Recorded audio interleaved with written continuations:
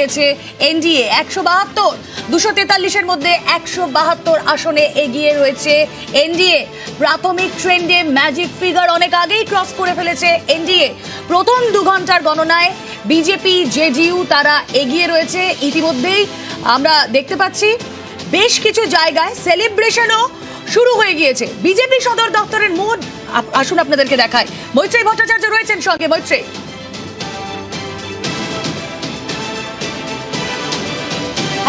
দেখো, এই মুহূর্তে আমরা বিজেপি সদর দপ্তরের হেসেলে রয়েছি এবং এখানকার প্রস্তুতিটা দেখলেই বোঝা যাবে যে এনডিএ শিবির কতটা প্রস্তুত রয়েছে।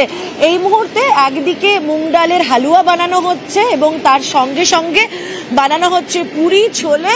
এই ঘিয়ে ভাজা হালুয়া তৈরি হচ্ছে। ভাইয়া कितने किलो का हलवा बन रहा है? 50 किलो का मूंग की दाल हलवा बन रहा है। अच्छा, और क्या क्या बन रहा है? बिहार का कोई डिश बन रहा है क्या? बिहार का दाल है, चावल है, लिट्टी चोखा है, जलेबी थी और अब कढ़ी है, आलू गोभी सब्जी बन रही है लंच के लिए। और कितने लोगों के लिए आप लोग बना रहे हैं? ये कम से कम 600-700 आदमी के लिए अभी है, उसके बाद में जब देखा जाएगा। তুমি বুঝতেই পারছো যে সেলিব্রেশন যে হবে বিজেপি সদর দপ্তরে এই আন্দাজটা ছিল এবং সেই জন্যই মিষ্টিমুখ করার প্রস্তুতি হয়ে গিয়েছে।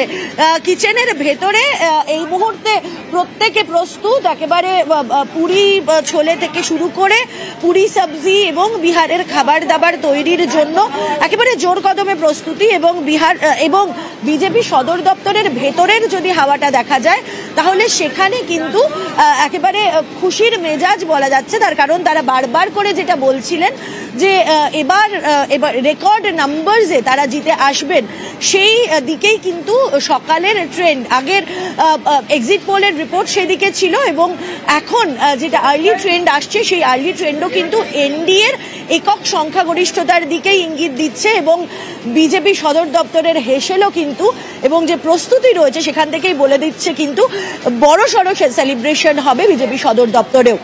রুমেলা, বেশ মৈত্রেয়ী, বিজেপি সদর দপ্তরের ছবি আমরা দেখাতে থাকবো। যে মিষ্টি তৈরি হয়েছে সেই মিষ্টি মুখের ছবিগুলো অবশ্যই সবার আগে আপনাদের সামনে তুলে ধরবে। আলোচনা চলছে বিহারের এই ফলাফল, অনেকগুলো ফ্যাক্টর এবারের এই নির্বাচনে কাজ করেছে, সেগুলো নিয়েই আমাদের আলোচনা চলছে সকাল থেকে। এই মুহূর্তে আমাদের সঙ্গে আলোচনায় যারা রয়েছেন আসুন এক এক করে পরিচয় করায়। রাজনৈতিক বিশ্লেষক প্রদীপ চ্যাটার্জি রয়েছেন সঙ্গে রয়েছেন সিপিআইএম এর তরফ থেকে প্রদীপ দাশগুপ্ত, আমাদের সঙ্গে রয়েছেন কংগ্রেসের তরফে চন্দন ঘোষ চৌধুরী, সঙ্গে রয়েছেন বিজেপির তরফ থেকে অভ্র সেন এবং সঙ্গে রয়েছেন নেটওয়ার্ক 18-এর এডিটর ইস্ট বিশ্ব মজুমদার। প্রতিটা মুহূর্তে বিশ্বদার কথাও আমরা শুনছি, তার কারণ এই বিহারের নির্বাচন একদম বিহারের মাটিতে দাঁড়িয়ে প্রত্যক্ষ করার সুযোগ হয়েছে। টিডবিটস যেগুলো ছিল সেগুলো আমরা শুনছিলাম বিহার নির্বাচন দেখে ফেরার পর বিশ্বদা জানাচ্ছিলেন। এবারও সেই কথাগুলোই যাব, কিন্তু তার আগে রাজনৈতিক বিশ্লেষক প্রদীপবাবু রয়েছেন সঙ্গে। প্রদীপবাবু, কিছুক্ষণ আগে বিশ্বদা বলছিলেন একদম এলাকা ধরে ধরে যে 5টা অঞ্চল ভাগ করা যায় সেই 5টা অঞ্চলের ক্যারেক্টার ধরে ধরে বিশ্লেষণ করছিলেন। সব জায়গাতেই একটা বিষয় ফ্যাক্টর আমরা দেখছি, তা হলো মহিলা ভোট, তা হলো মহিলাদের সশক্তিকরণ, সেটাও ফিনান্সিয়ালি। এটাই কি কাজ করলো?